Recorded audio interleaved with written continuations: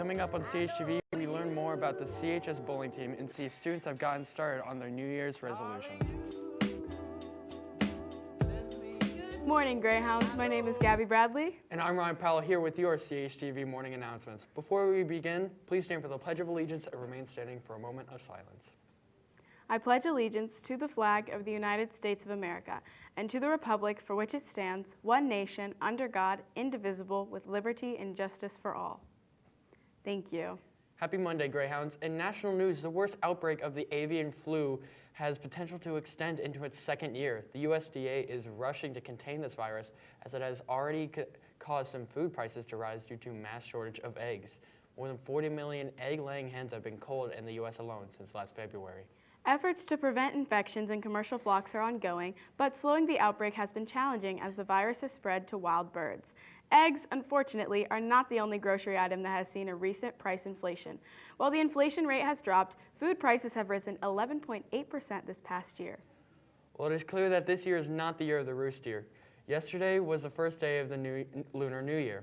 The Lunar New Year officially lasts for 15 days, but is celebrated even through the beginnings of February. This year is the year of the rabbit. The rabbit is a symbol of intellect and cautiousness. The rabbit in the Chinese zodiac also speaks to the importance of empathy.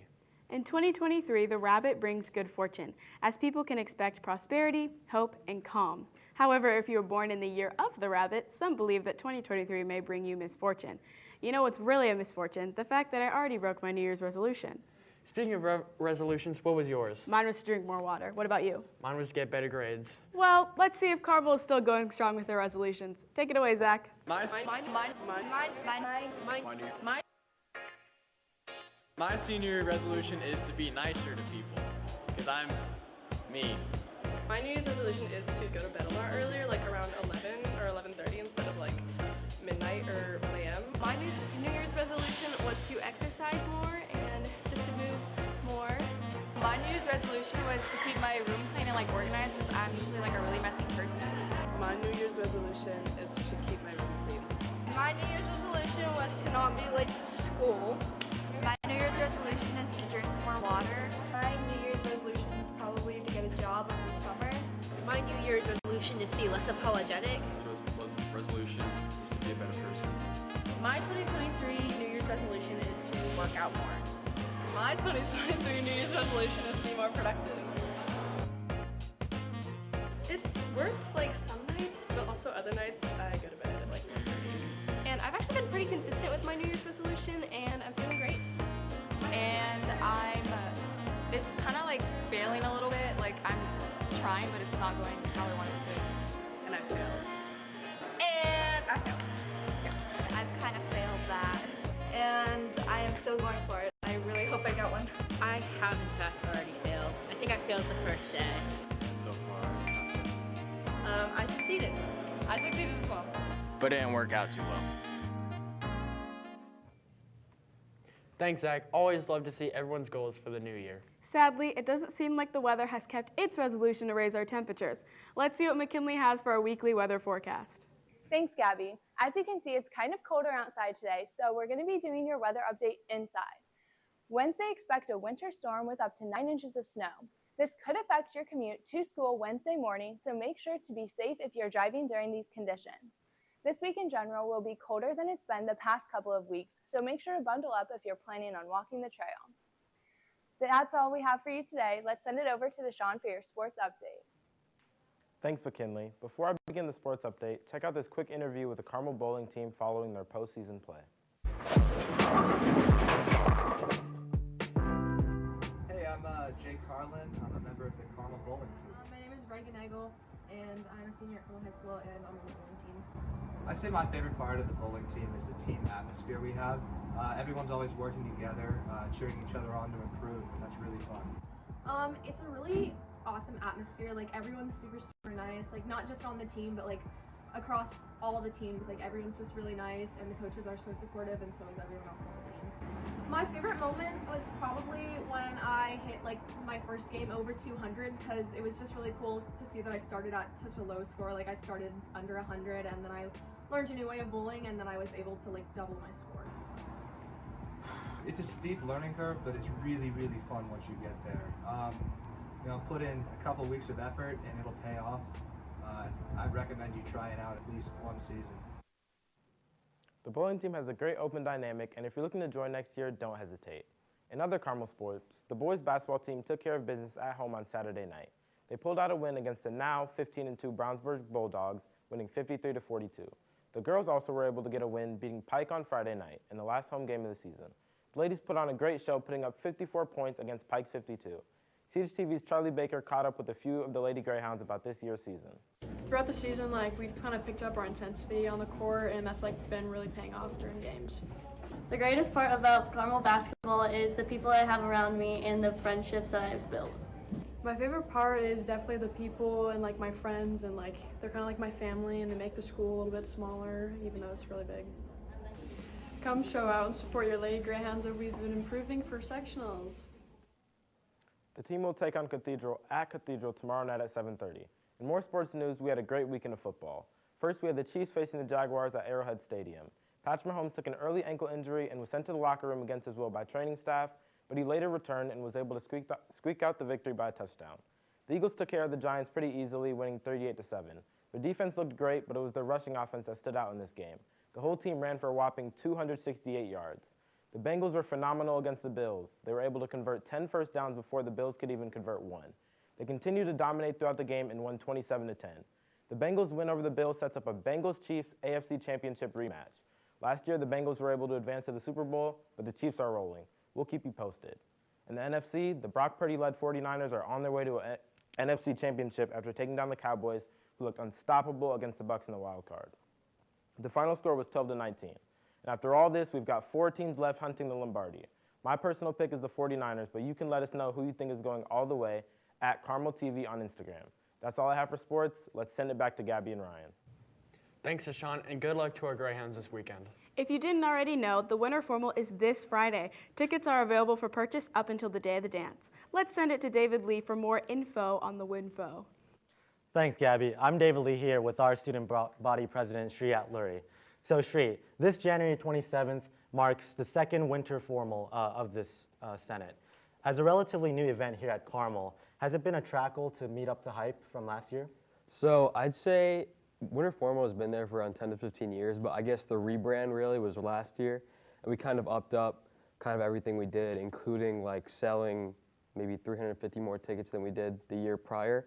So a lot of the activities involved this year, there's basketball, there's dancing, there's music. Big complaint was water. There's water now. You can go upstairs and get water. I know it's hot in there. But as a whole, Winter Formal is a pretty fun event, and it's student run. So it's not run by any teachers or anything, so yeah. Nice.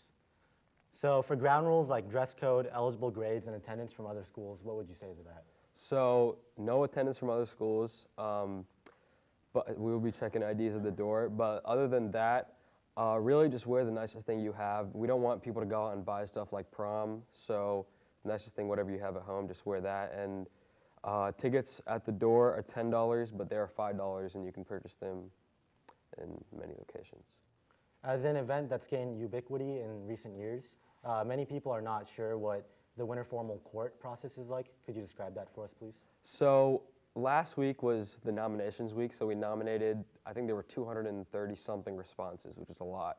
Mm-hmm. And we finalized 10 people to move on to the next round for Winter Court. And voting is going to start at the end of SRT today. The link can be found in the Carmel Senate bio on Instagram. And it's going to be spread out until the day of the dance. So you're going to have around 4 or 5 days to vote, and then top 3 will be announced at the dance.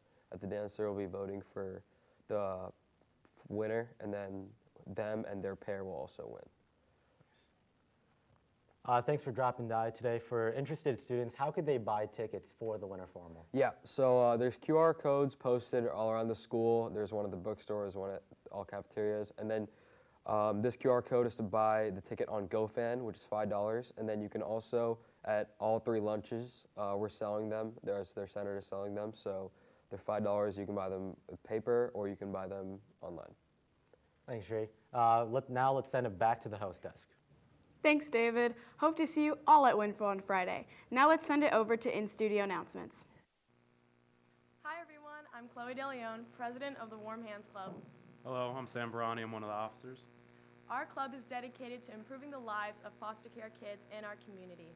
Right now, we are doing a fundraiser for our club to help raise money for Safety's Builders of Hope program, which helps to purchase tutors, books, and other educational tools for foster care kids who do not have access to schools. We are selling t-shirts, crew necks, and hoodies, all featuring the Warm Hands design and logo. All proceeds go to charity and help foster care kids to achieve a quality education. Every child deserves the right to an education. To get one or all of these items, visit @WarmHandsCHS on Instagram. That's right, @WarmHandsCHS on Instagram, and click the link in the bio. T-shirts are $15, crew necks are $25, and hoodies are $35.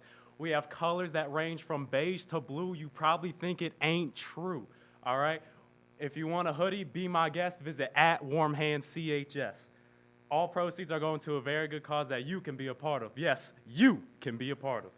So please, help us, help others, and visit @WarmHandsCHS. Thank you.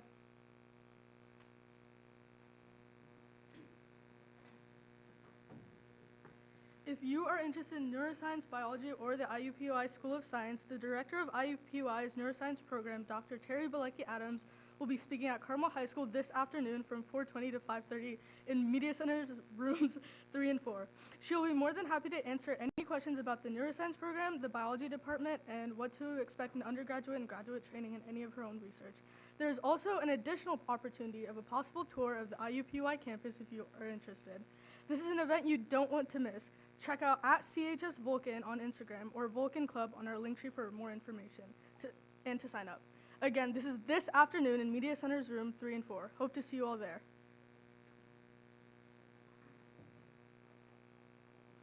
Good morning, Greyhounds. The annual intramural brain game competition is coming up and signups are now open. An email has been sent out to teachers and TCP students with additional information. If you are interested, please sign up by January 31st. Additionally, students interested in going to the winter formal can buy tickets for $5, but they will cost $10 at the door. That's all we got for today. Let's send it back to the host desk. Thank you. Happy birthday to everyone listed on the bottom of the screen. In other announcements, the Chinese National Honor Society is holding a Chinese New Year celebration open to everyone from 4:30 to 6:30 p.m. today in the community room at the Carmel Public Library. The Gardening Together Club will be taking students on a tour of the CHS greenhouse today after school in A209. The Jewish Student Union will meet tomorrow in A209 from 4:15 to 5:15. Additionally, join A5 in the main cafeteria Friday after school to celebrate the Year of the Rabbit. The CHS Choir Department is doing auditions for the 2023-24 school year. No experience is required, and you can pick up information and sign up for an audition time outside P116. Computer Science Honor Society members should pick up a pass from Mrs. Anderson in F104 if you would like to present ideas for outreach activities second semester. Also, the first Computer Science Honor Society meeting will be Tuesday, January 31st in the LGI room after school. Chef Carter will be hosting a culinary tour of Italy in June of 2024. The information meeting for the trip will be Wednesday, January 25th at 6:30 p.m. in room B100. Scan one of the informational posters in the hallway for more info. Lastly, the Latinx Student Alliance is hosting its next meeting today after school in A222, and the Red Cross Club will be meeting this late start Wednesday, January 25th. That's all we have for your morning announcements, Greyhounds. Thank you so much for tuning in. If you haven't already, subscribe to our YouTube channel at CHTV Carmel Television, follow our Instagram at Carmel TV, and our Twitter at CHTV. This has been Ryan Powell and Gabi Bradley. Have a great rest of your day, Carmel.